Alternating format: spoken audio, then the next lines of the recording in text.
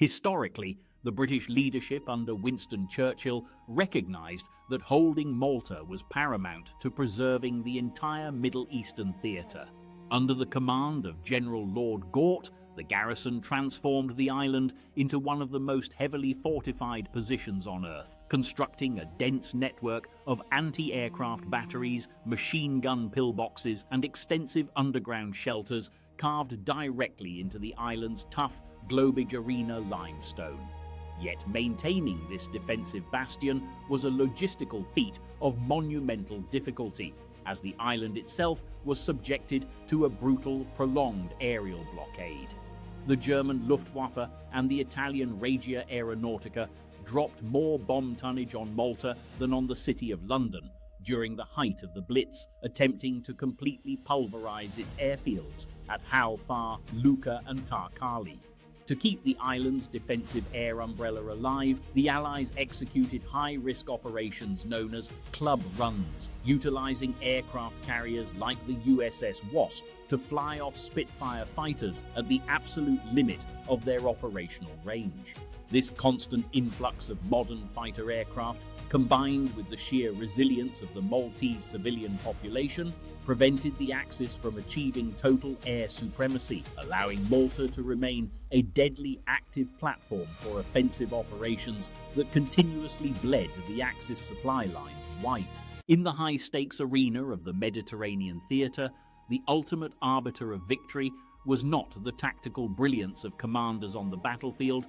but the unyielding arithmetic of supply lines. By the spring of 1942, the German Africa Corps, led by the celebrated General Erwin Rommel, was locked in a grueling back-and-forth struggle against the British Eighth Army across the barren sands of Libya and Egypt. Yet every tank, every round of ammunition, and every drop of fuel that Rommel required to sustain his offensive had to make a perilous crossing from the ports of southern Italy across the open waters of the Mediterranean. Positioned directly athwart this vital maritime supply corridor lay the British Crown colony of Malta, a tiny rocky archipelago spanning barely 300 square kilometers. Operating from this unsinkable aircraft carrier, British submarines, surface warships and torpedo bombers waged a devastating war of attrition against the Italian merchant marine. In some critical months, Maltese-based forces succeeded in destroying over 50%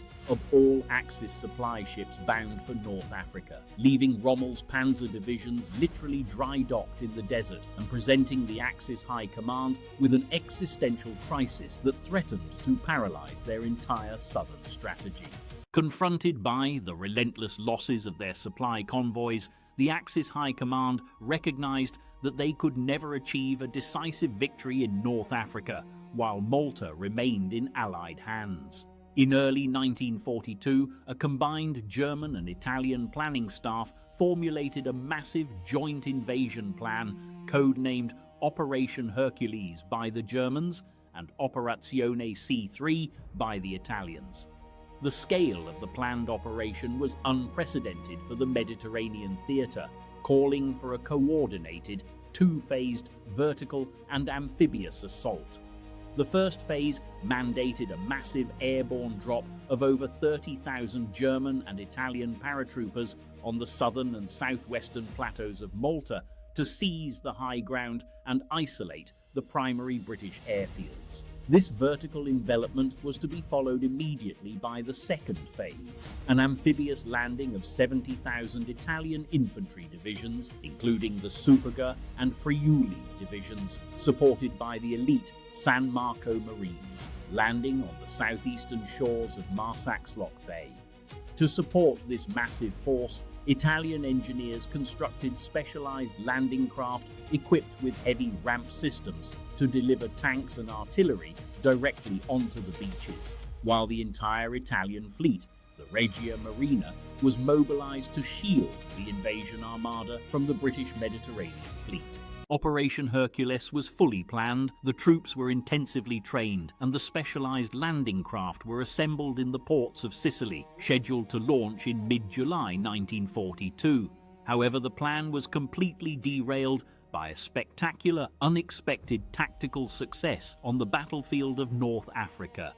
On June 21, 1942, Erwin Rommel captured the fortress port of Tobruk, capturing thousands of Allied prisoners and massive stockpiles of fuel and supplies. Flushed with victory, Rommel bypassed his theatre commander, Albert Kesselring, and appealed directly to Adolf Hitler, promising that if he were allowed to push immediately into Egypt, he could capture Alexandria, seize the Suez Canal, and drive the British out of the Middle East entirely. Hitler, always seduced by rapid, aggressive armoured manoeuvres, enthusiastically promoted Rommel to Field Marshal and postponed Operation Hercules indefinitely, redirecting the vital transport aircraft and fuel supplies from the Malta invasion to support Rommel's ill-fated drive into Egypt. This decision proved to be one of the greatest strategic blunders of the war, as Rommel's offensive quickly ground to a halt at El Alamein due to a total collapse of his overstretched supply lines, while Malta, spared from invasion, was rapidly reinforced and resumed its devastating attacks on the Axis convoys. Had Hitler held firm and ordered the execution of Operation Hercules in July 1942, the ensuing battle for Malta would have been one of the most violent and hard-fought campaigns of the Second World War. The assault begins at dawn with a massive coordinated aerial bombardment that suppresses the remaining British anti-aircraft batteries and pins the defenders inside their underground limestone bunkers. In the first wave, thousands of German paratroopers from the 7th Flieger Division and Italian paratroopers from the Folgore Division drop over the southern plateaus. Despite suffering heavy casualties from the rugged terrain and the alert British garrison, the elite Axis paratroopers quickly capture the vital airfields at Halfar and Lucca, denying the Royal Air Force its primary operating bases. Simultaneously, the Regia Marina conducts a massive coastal bombardment, shielding the Italian amphibious fleet as it enters Marsaxlokk Bay. The Italian Friuli and Superga divisions storm the beaches under a hail of defensive fire, utilizing their specialized landing craft to deploy light tanks and heavy artillery. The British garrison, cut off from all outside reinforcement and suffering from a severe shortage of food and ammunition, fights with fanatic determination, utilizing the ancient limestone walls and fortified villages to conduct a brutal block-by-block defense. However, without air support and facing overwhelming numbers, the British forces are systematically pushed back into the Valletta Peninsula, eventually forcing General Gort to surrender the fortress after weeks of savage attritional combat.